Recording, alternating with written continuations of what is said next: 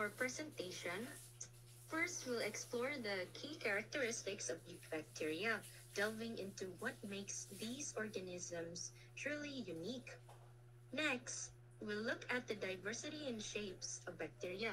Believe it or not, guys, these tiny beings come in a variety of forms that can tell us a lot about their functions and habitats. We'll also discuss the metabolisms of the bacteria, explaining how these microorganisms power themselves and their environments, which is a crucial aspect of their survival and ecological impact. Finally, we'll discuss the ecological roles that bacteria play, with notable examples like cyanobacteria, which are vital to our ecosystem. One of the characteristics of eubacteria is their composition of their cell walls. They contain peptidoglycan, an essential component that influences how we can stain and study them under a microscope. This detail is really crucial for microbiologists in identifying and differentiating bacteria. Another remarkable trait is their method of reproduction. Eubacteria primarily reproduce through binary fission, which allows for rapid population expansion. This reproductive strategy is a key factor in their widespread presence and adaptability in various ecosystems.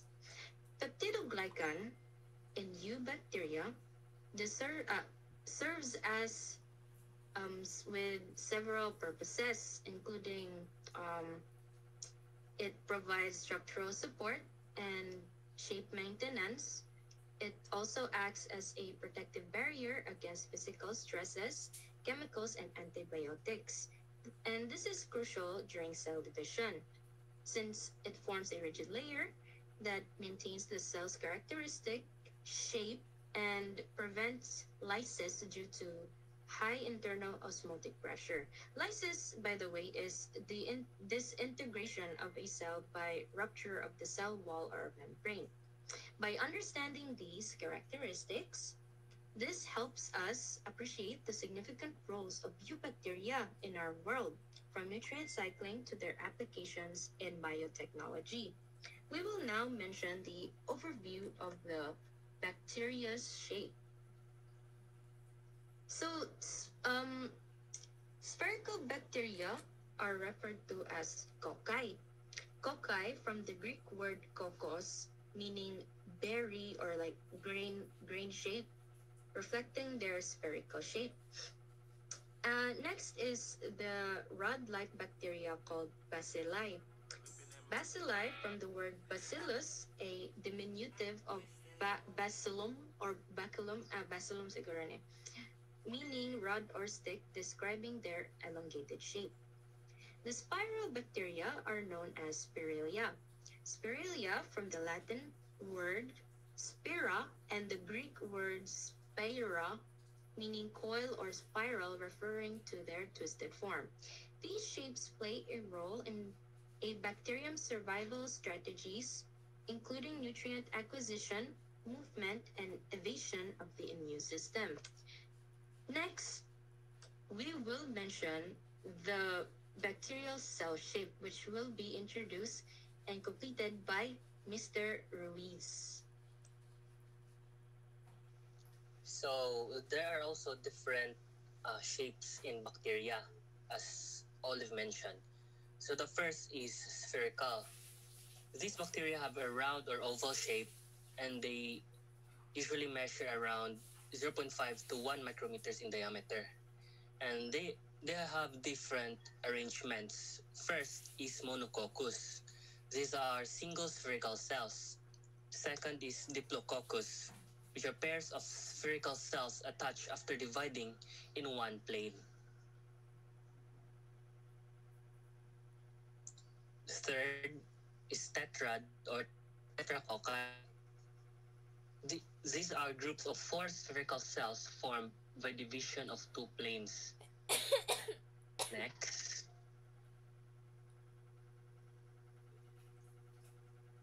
This is the Sarcina. These are groups of 8 spherical cells formed by division in 3 planes. Next is the Streptococcus, which these are chains of spherical cells. And lastly, for the spherical bacteria are the Staphylococcus, which are irregular clusters resembling grape-like, so it looks like a grape. So these are bunches. They bunch together due to division of multiple planes. And the next type of shape of bacteria or rod-shaped rod, which is called bacillus, or in plural bacilli. These bacteria are cylindrical and longer. They measure probably 0.5 to 1 micrometers in length, then 1 to 4 micrometers in width. There are arrangements ng types as well. First is bacillus, which are single rod-shaped cells. Second is diplobacillus, which are pairs of rod-shaped cells remaining attached after division. The third one is the streptobacillus, which are chains of rod-shaped cells. And lastly is the coccobacillus, which are short but wide rods that look similar to spherical bacteria. And the next shape is the spiral. These bacteria have twisting or corkscrew shape. They size for approximately 1 to over 100 micrometers. These are the types of arrangement. First is the spirillum, which are thick, rigid, and spirals. Next is the vibrio, which are curved or cone-shaped bacteria. And last is the, I forgot the pronunciation. Spirochete. Spirochete are thin and flexible spirals. And that's all for the shape of the bacteria and their arrangement types. Next is the metabolic diversity. This will be reported by my groupmate, Brady Cutie.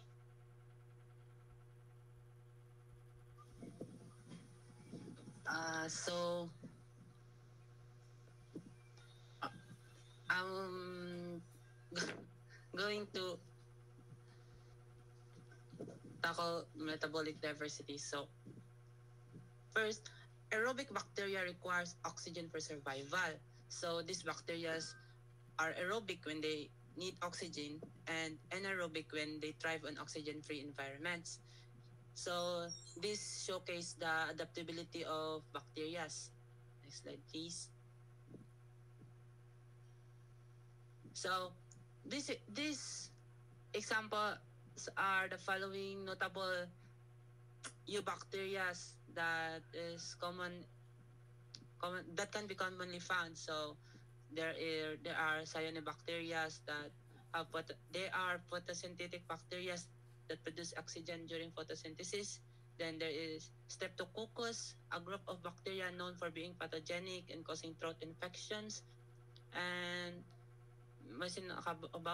Escherichia coli, a versatile bacterium with both beneficial and harmful strains found in intestines.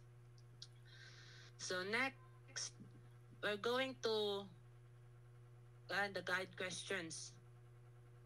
These are the guide questions. So first, ang question is, in tabulated form, determine the shape, arrangement, disease, cause, and taxonomic classification of all the samples examined.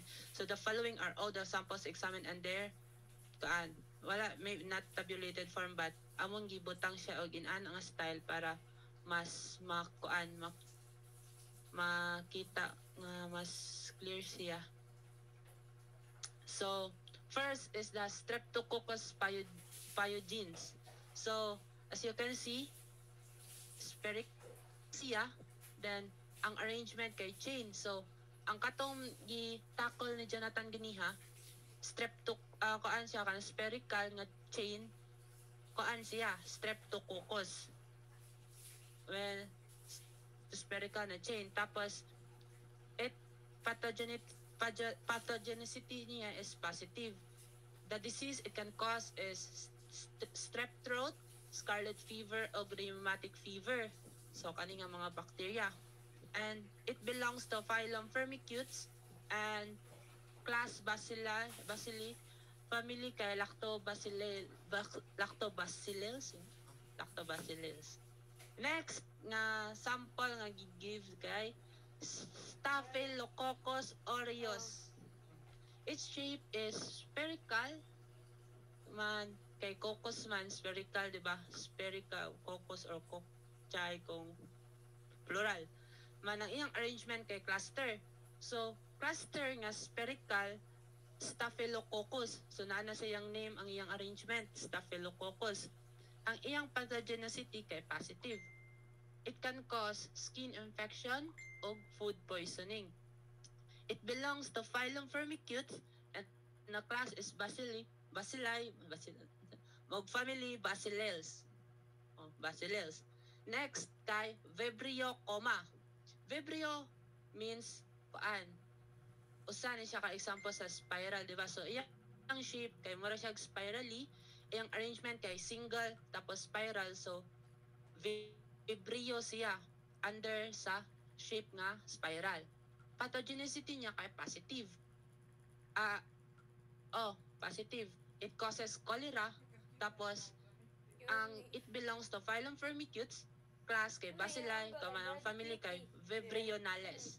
Kay yang Next pangan slide, Daddy please. Mark Keldy. Iyang middle name Keldy. Next is Spirillum lunatum. These bacteria are spiral shaped, tapos arrangement is single. So, a single spiral bacteria kay kuan siya, tawag niya kay Spirillum, katong under sa shape spiral. Then, pathogenicity niya, rarely pathogenic rin siya, so negative. Then, it belongs to phylum Proteobacteria and class Beta Proteobacteria and family Spirillaceae. Ito ba pag-pronounce? Then, next is Bacillus subtilis. So, ano siya? Katong mga kita mo sa yakot. So, rod shape, tapos chains. It appears as chains, di ba? So, under the rod shape, kay na arrangement dito nga Streptobacillus. So, Bacillus subtilis has the arrangement of Streptobacillus. It's rarely it's not pathogenic, tapos model organism ni siya. It belongs to phylum Firmicutes, class Bacilli, family Bacilliaceae. Next is the Clostridium tetani. So, Clostridium tetani kay they are bacteria nga rod shape. So kani nga mga rod shape nga bacteria kay mga single ra ni sila. So magtan-aw ta og single nga rod shape nga bacteria, under na siya sa kuan na mabilong na siya sa Streptobacillus na arrangement, katong under sa shape nga rod. So ang kani siya kay from the word nga tetanay, pathogenic yun siya, positive. It causes tetanus.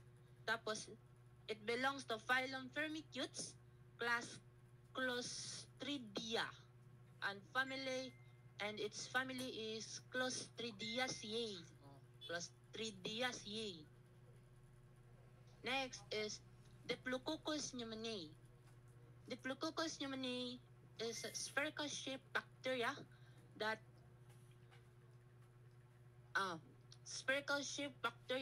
na by pair na sila. So, when we say by pair, Diplococcus na siya, Diplococcus. Kay daghan man, so mao ni siyang gibutang diri sa slide. Next, it is a pathogenic bacteria. it causes pneumonia and meningitis. So, ang kani siya it belongs siya sa phylum Firmicutes, class Bacilli, o family Streptococcaceae. Streptococcaceae. Next slide please. Nata diri sa katong usa, Escherichia coli. So ang kaning Escherichia coli kay rod shape ni siya nga bakterya. Single nga rod shape. So maingon itag single nga rod shape kay isa na siya under sa arrangement of Bacillus. So maingon tawag Bacillus mo na siya rod shape nga single. It is highly pathogenic, so positive na siya. It causes UTI, diarrhea, o katong maumang garo ni siya ang katong giingon ni sir na magkuan sa liver, magpuyo og dugay, itong Clarence. Next is, it belongs to phylum Proteobacteria, class Gamma Proteobacteria, and its family is Enterobacteriaceae. Next is Moraxella cataralis. So, ang kanidi ay sila, guys, na ako na ning ikuan kay appeal ni sila sa katong mga sample na naa sa lab report. So, Moraxella cataralis. So, its shape is spherical. As kan makakita niyo sa picture nga mura siya og spear nga circle nga may. Tapos kuan ni siya, bipairs ni siya yang arrangement. So kung maingon kita og bipair nga arrangement, Diplococcus na sila. Spherical na bipair, Diplococcus. So it's pathogenic since it causes respiratory infection and otitis media. Tapos, it belongs to phylum Proteobacteria, class Gamma Proteobacteria, and family Moraxellaceae. Moraxellaceae. Next is Mycobacterium tuberculosis. Sikat ni siya, kato na siyang gi-test ni Louis Pasteur garo. Ay tuberculosis man. So, kani Mycobacterium tuberculosis, sheep-rod ni sila, kahuman single. So, once may ingon taga ni ugan, nakalamdam atong usa katong sa Escherichia coli, sheep-rod tapos single, meaning arrangement niya kay Bacillus. So, Bacillus kay kani siya Mycobacterium tuberculosis kay highly pathogenic. It causes tuberculosis, nasa yung name. Tapos, it belongs to phylum Actinobacteria, class Actinobacteria, of family kay Mycobacteriaceae. Next is the Neisseria gonorrhoeae. Neisseria gonorrhoeae. Gonorrhea. Gonorrhea ra din, sir. So, it's shaped kay Coccus man kay nasa kuan, so spherical ni siya. So when I say Diplococcus by pair, so Diplococcus yung arrangement. Di na to guys kanang di na to dito malibog between sa shape ug sa arrangement kay ang shape mo na siya ang general katong spherical, rod o spiral. Man ang kaning mga arrangement kay Diplococcus sa by pair. So this bacteria is highly pathogenic since it causes gonorrhea. Tapos, it belongs to phylum Proteobacteria, class Beta Proteobacteria, and the family Neisseria. Next slide, please. So,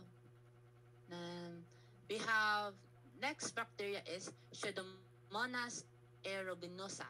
These bacteria are shape-rod and single. So, base ng kalimot mo, single, tapos shape-rod, arrangement kay Bacillus. So, iyang pathogenicity kay positive, tapos it causes pneumonia and sepsis. So, kanina bacteria, dapat mo pa yan. Phylum It belongs to phylum Proteobacteria, class Gamma Proteobacteria, and family Pseudomonadaceae. Pseudomonadaceae. Next is the Sarcina lutea. These bacteria are spherical shape. So, it has arrangement of packets. So, ang kaning murag packet shapes kay belong ni siya sa arrangement Sarcina. Nadyo siya kayang kaugalingon arrangement. Spherical with the arrangement of Sarcina. Pathogenicity kay positive. Tapos, it causes, it is rarely pathogenic pero positive siya in terms of pathogenicity. So, it belongs to phylum Firmicutes and class Bacilli man family Clostridiaceae. Second to the last, kay Oscillatoria. Oscillatoria kay bacteria that are spiral shaped. They are filamentous and they are rarely pathogenic. They belong to phylum Cyanobacteria, class Cyanophyceae, and family Oscillatoriaceae. So these bacteria can perform photosynthesis since it belongs to Cyanobacteria. And last is Nostoc. Nostoc are spiral-shaped bacteria with the arrangement of chains. And it is rarely pathogenic. And It is responsible for nitrogen fixation. It belongs to phylum Cyanobacteria, class Cyanophyceae, and family Nostocaceae.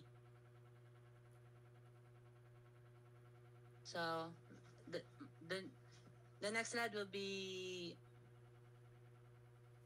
I will give the next slide to Miss Juana. Thank you, Brad, for that kind of amazing reporting. So, moving on sa next nga guide question, how is such diversity in shape and arrangement of bacterial cells made possible? So, the diversity in bacterial shapes and arrangements happen because of differences in their cell wall structures, genetic makeup, and patterns of cell division. So, bacteria have genes that control how they grow in shape and how they stick together after dividing. So, ang uban kay mo divide sila in one direction, forming chains. Ang uban mo divide in multiple directions, forming clusters, and ang uban they stay single. These physical and genetic factors allow bacteria to have many forms and arrangements. Next slide, please. And what is the importance of knowing the shapes and arrangements of bacteria? So, knowing the shapes and arrangements of bacteria kay important siya for several reasons, pero especially in the fields of microbiology, medicine, and diagnostics. So, the importance of knowing bacterial shapes and arrangements is that it helps scientists and doctors quickly identify bacteria under the microscope. This identification guides diagnosis and treatment since certain shapes and arrangements are linked to specific bacteria and diseases. It also helps understand how bacteria grow, spread, and cause infection, which is useful in controlling diseases and developing medicines. And that's all for Group 2. Thank you for listening. Thank you, Group 2, for that informative report. Do you have any questions or clarifications na coming from the rest of the class?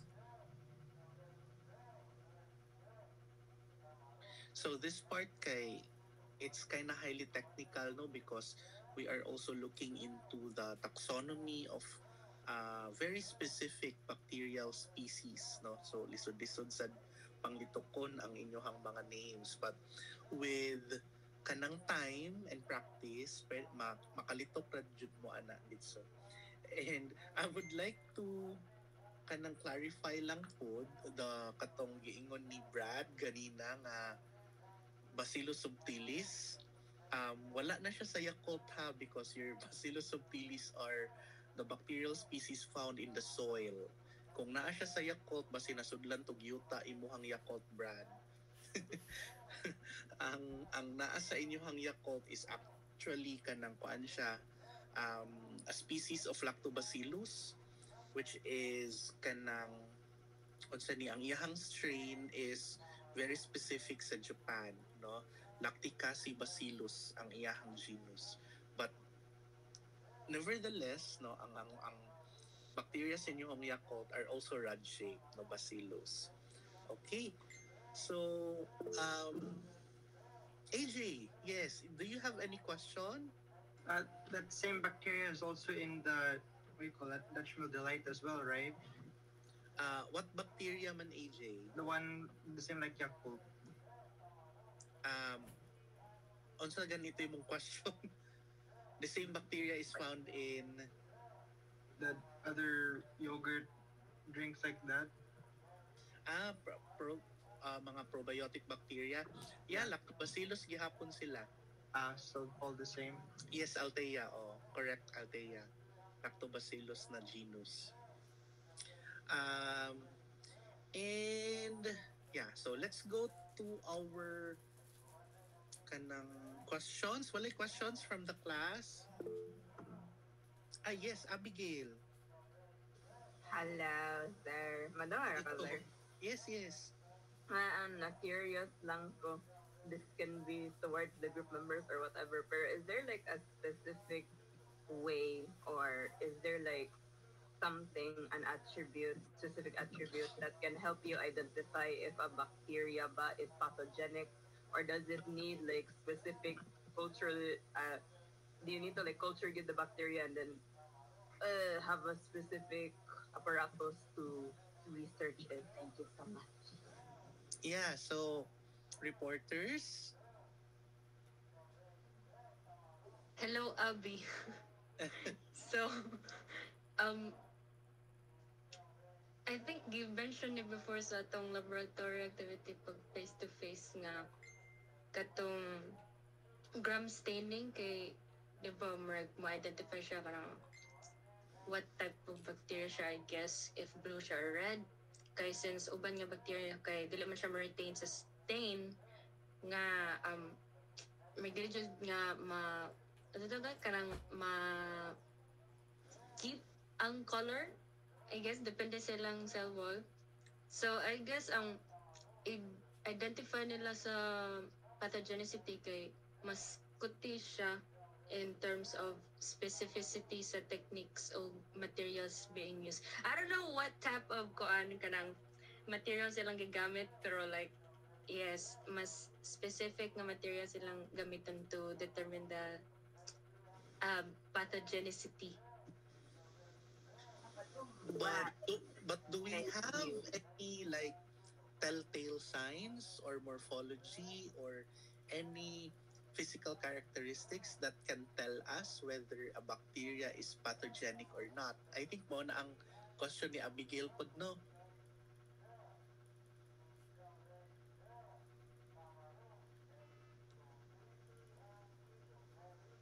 Naa ba? Or is there only one way on how we can really identify that a bacteria is pathogenic or not?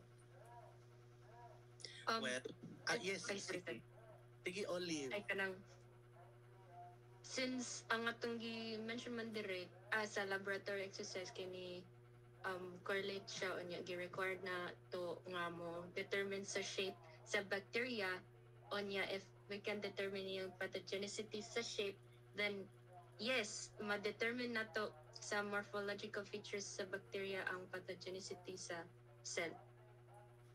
So kung moingon ta nga if there are bacteria, coccus bacteria, can we immediately say nga makakause siya og disease? Same with bacillus and spiral bacterial cells. Saan naman niya? Ano ka sabtan? Marag dili sir kay even though the same sila nga shape kay nasa siya yung mga features marag specific features or strategy nga mo survive of ang bacteria. But if we say nga ang bacteria nga like maka disease or infect kay Sa ganitong question, sir. So, is the cell shape or arrangement good indicator that your bacteria species is pathogenic? Kana siya. Ako, sir. Good afternoon, sir. Yes, Kanang, Joanna. kanang while shape and arrangement, sir, kay dili siya alone maka-confirm sa pathogenicity sa bacteria, pero naiuban nga kanang bacteria nga naa sila yung distinctive nga appearances, pero sa to answer sa question, sir, kay murag no sir, dili shape and arrangement alone ang maka-confirm sa pathogenicity, sir. Yeah, it's precisely, no? Because if you try to go back to the report of Brad, di ba, coccus, bacillus, even the spiral can eventually be pathogenic. So, kanang regardless whether the shape of the bacteria is spherical or rod or spirochete, no, or spirillum, they can eventually cause diseases. So, the cell shape of your bacteria is not a good indicator of pathogenicity.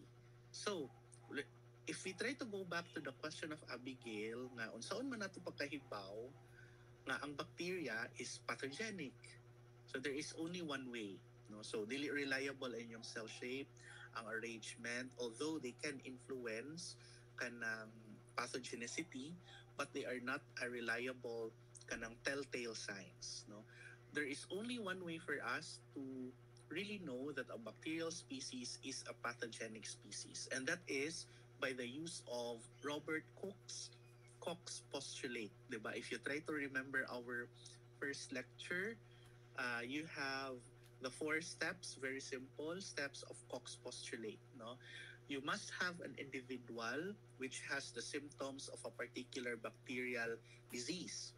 After which, kuhaon ninyo, magkuha mong sample coming from that kanang deceased individual. The sample should be cultured under laboratory conditions. After which, if you now have the culture, you introduce it to an individual which is healthy. If that healthy individual develops the same symptoms of that disease coming from the deceased individual, then that could be a potential kanang cause, no, ang inyong bacteria sa disease. But then you need to resample again that particular bacteria coming from your second individual so that you can confirm whether the same bacteria can be isolated from that second individual under laboratory condition. So that's Koch's postulate. Inanaon na ninyo pag kanang identify whether your bacteria is actually pathogenic or not. No? And that's the most reliable way of kanang knowing the pathogenicity of your bacteria. And that is based on the germ theory, no? So, yeah. Ito siya. Are you satisfied, Abigail, with the answer? Yes, sir. Thank you, sir. And thank you, Okay. reporter. Kanang any other questions from the class? Oh, kato siya, nindot to siya ng question. Yes, Princess. Sir, kanang antibiotics, sir, ba kayo? Unsaon din nila pagkaibaw unsa nga bacteria ang ilang eliminate? Yeah, sige, reporters.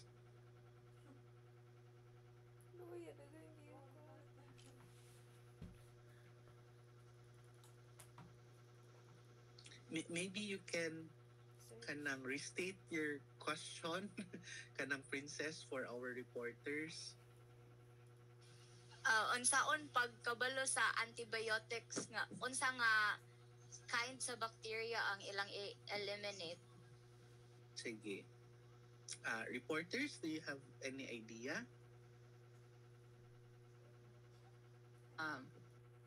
Good afternoon, sir. Good afternoon. Good afternoon, Brad. Oh.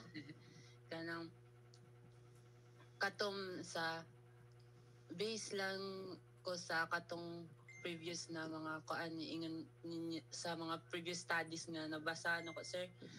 Kanang as sa kato akong nakuan as far as I remember, lahi o protein kuan ang bacteria sa human cells, animals sa human cells. So ang antibiotics kay design siya nga i-exploit ang lahi nga kanang structure, cell structure sa bacteria, i-exploit niya para either iyang kaanon patyon niya ang katong bacteria nga ang katura nga bacteria ang makuan or chemicals na disrupt ang function sa kanang nga bacteria mo na siya ang katong remember sir.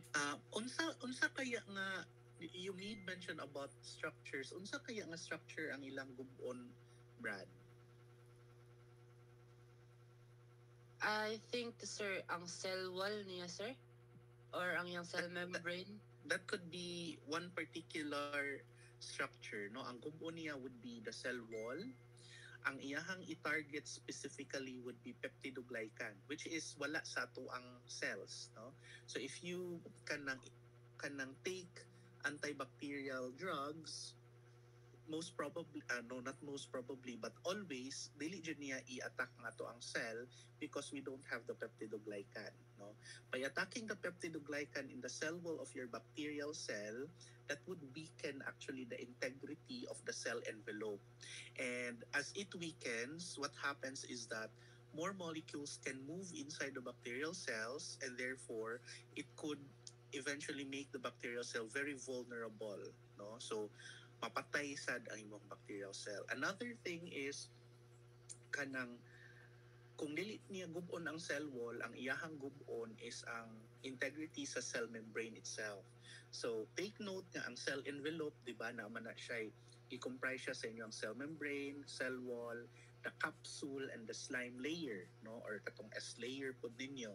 So eventually kung maguba to ang internal portion sa inyong cell envelope, that would initiate the entry of those molecules that can disrupt the protein synthesis within your bacterial cell. So another kay katong inhibition of protein synthesis, meaning dili na ka metabolize sa imong bacterial cells leading to its death, no?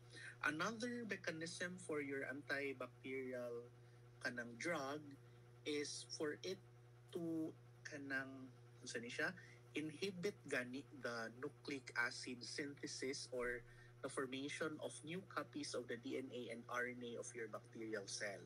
So kung dili na siya maka-create og other copies sa inyong genetic material, then that could mean the bacterial cell cannot also undergo cell division, cannot proliferate inside a host cell. So mamatay ra sad gihapon siya. But the main reason why your antibacterial drug are very much efficient because they would eventually disrupt and damage the integrity of the cell envelope, no? Most especially the plasma membrane part and the cell wall part of the bacterial cell. Princess, are you satisfied? Yes, sir. Thank you, sir. Mahog man gud na siya nga kanang ang inyuhang antibacterial drugs are the ligands, and the proteins that are present on the surface of the cell envelope of your bacterial cell are the receptors.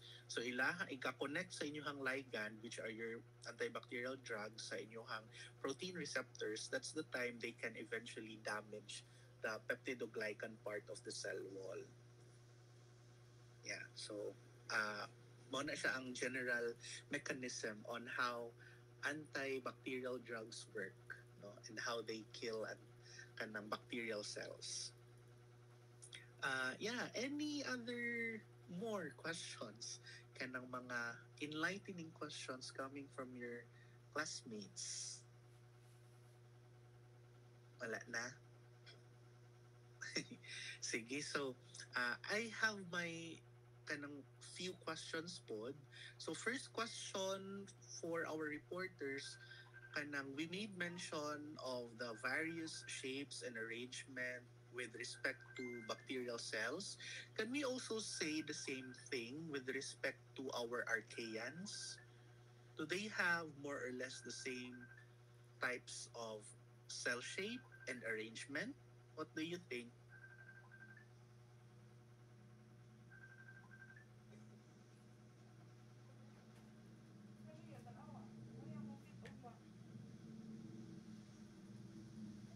Sorry sir, kanang archaeans ang imong pasabot, sir, no? Yes, oo. Okay.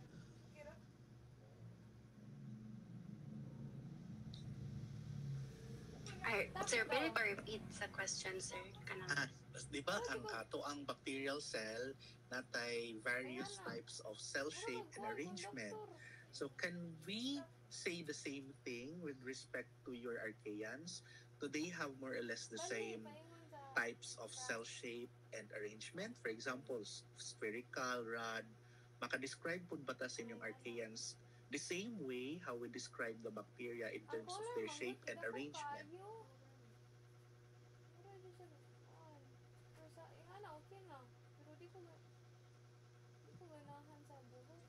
Yes, sir. Oh, yes. Yes, oo. Oh, yes. Yes, kanang maka-describe ta sa inyong archaeans na kung sila spherical, na rod.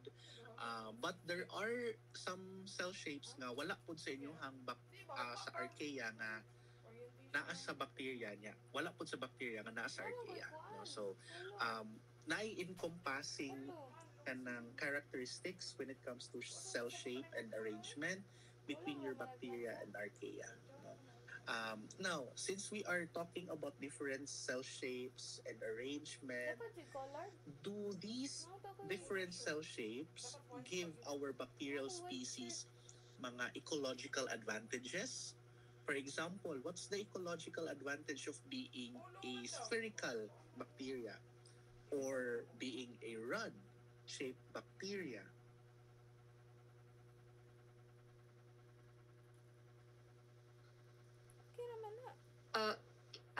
Ang question, sir, no, kay unsa ang mga ecological advantages sa shape of arrangement? Yes. We can say, sir, nga, since there are different types of shapes and arrangements, it is predetermined silang environmental habitat. So, ni-evolve lang sila to be in a way nga mo survive sa ilang location. So, yes, it provides ecological advantages sa mga bacteria sa ang cell shape. In terms of kanang specificity kung unsa jud ilahang advantages, for example, rods kay I guess since ang rods man kay elongated nga shape, so mas taas iyahang unsa man tawag kana iyahang reach para nutrient acquisition. Yes. O yeah, sa kuan sa spheres kay since surface area to volume ratio, di ba? Oo, yes, sir. Anya, kanisang kung mag-imagine ta og sphere kay circle inana, so we can say nga mas ragligon siya o barrier, I guess, or cell wall or cell membrane, so di ka siya ma-penetrate inana when it comes to pressure.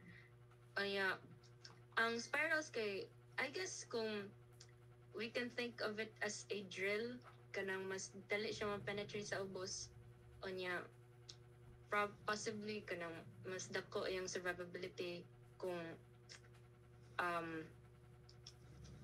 baga or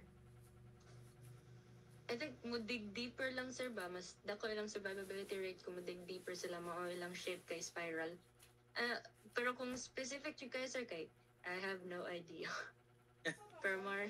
Yeah, kanang it has something to do the differences in bacterial shape has something to do with again the environment. So when you go to environment which are very poor in terms of nutrients, then those bacterial shape that are having high surface area to volume ratio will eventually have kanang more advantage compared to those with lesser SA over V ratio, no? So when you have the rod shape and the spiral, no, bacterial types, they could eventually have or acquire more nutrients compared to the spherical ones, no? However, when you go to environments also nga very adverse when it comes to mechanical pressures, ang circle mong din yung nga shape, this is the very shape that has very high integrity when it comes to kanang structure. So eventually, if you have mechanical stresses or environmental stresses that are confounding your spherical bacterial shape,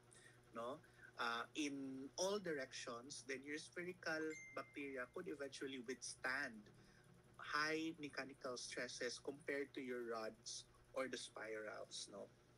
So yeah, kanang different cell shapes will give your bacterial species different ecological advantages, no? So that's why naa ni siya ang different shapes and arrangement. Kay kung wala pa lang ni sila, dili man ma-ecological fit ang imuhang mga bacterial cells, no?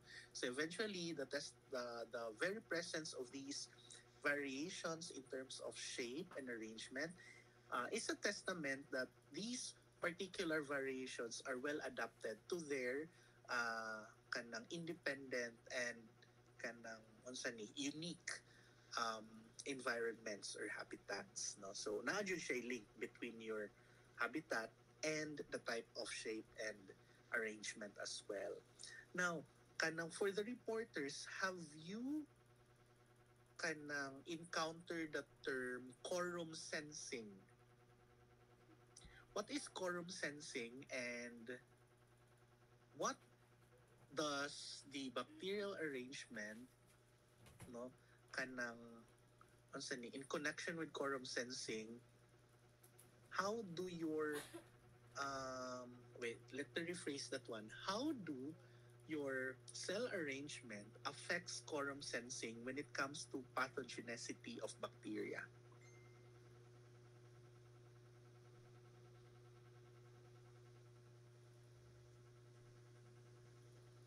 Sorry sir, kanang pwede pabalik sa question. What is quorum sensing muna? Pathogenicity? Ay, okay. What Ay, is okay. quorum sensing? Okay, nasa.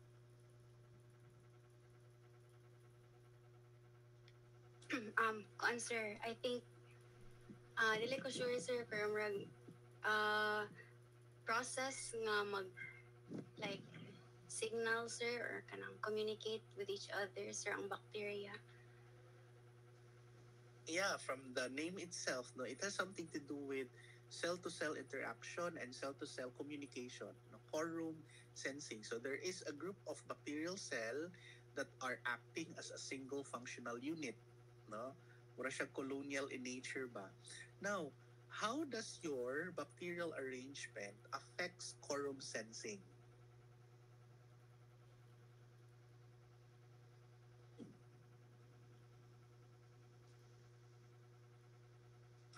Ko answer, since ang quorum sensing is like kanang signaling or kanang communicate sa each other ang mga uh, ang bacteria sir, kay if they are in closer ng arrangement, like kanang clusters or chains, kay mas maka communicate sila sir, mas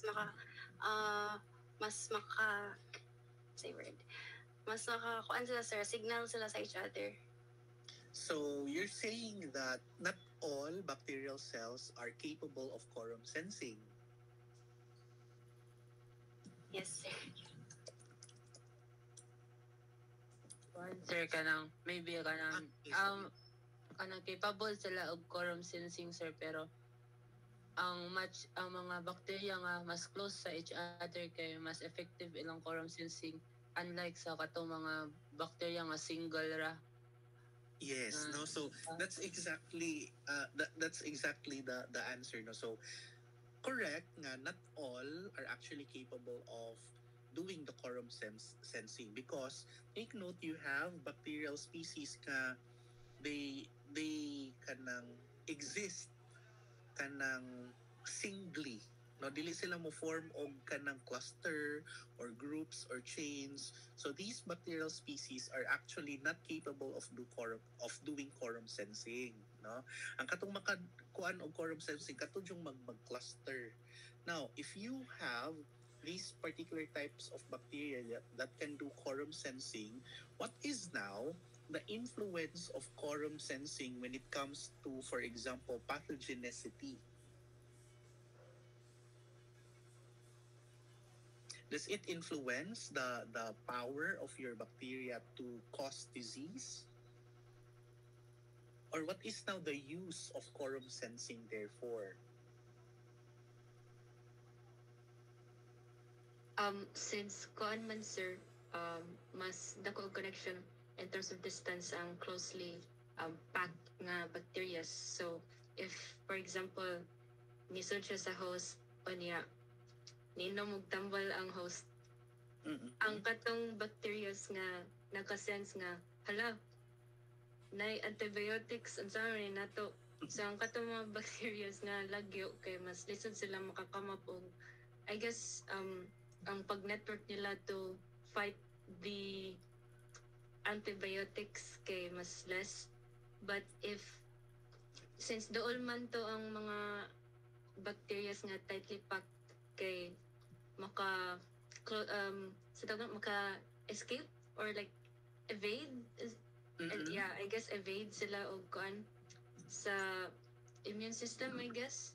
So maka-avoid jud sila detection kung naay mo try og target sa ila ha, sir. Mara akong pagsabot, sir, if closely pag sila onya ang influence sa quorum sensing sa arrangement of the bacterial cells. Yeah, exactly, no? Kay kung mas dikit sila, mas dali man makasend sila og communication to the other bacterial cells. So that could also mean that they can coordinate and increase their defense mechanism, no? So if you have quorum sensing bacterial species, then that would mean also they can communicate not only with the bacterial cells within their own species, but of the other bacterial species. And that's the time they can form what? Biofilm. Nakadungog naman ang biofilm.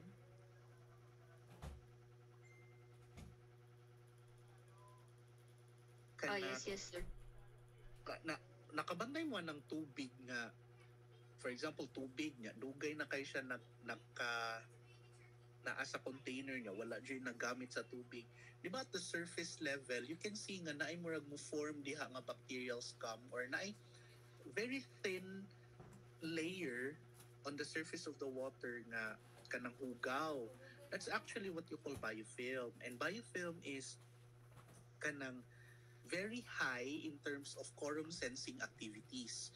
And your biofilm also is one particular defense mechanism of your pathogenic bacteria, which they do inside your organs, for example, your lungs, in your intestines, or in your stomach, to protect themselves from the adverse environment that is brought about by, for example, taking up your antibacterial drugs. No? So, in a sense, your quorum sensing helps, tama kanina, evades kanang unsa ni antimicrobial drug or any adverse environments that could pose a serious kanang risk and even death to your bacterial cell, no?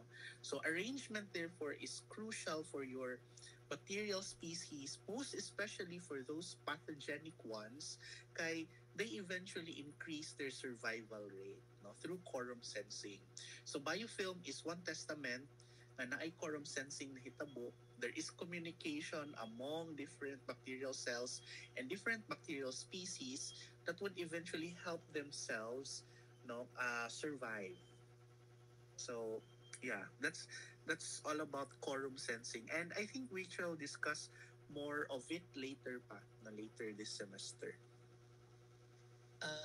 I think cut na lang akong question. Time check, it's already 5:55. So let's just have wala na yung questions, no? Napindot. Okay, so wala yung questions. Let's have your second quiz for this afternoon. Sige, I'll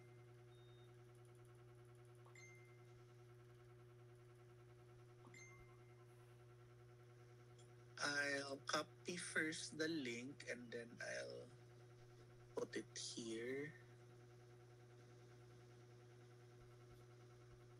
Okay, mag-on ko cam. Makita ko maligda? Dili. Okay lang na, nagsali na.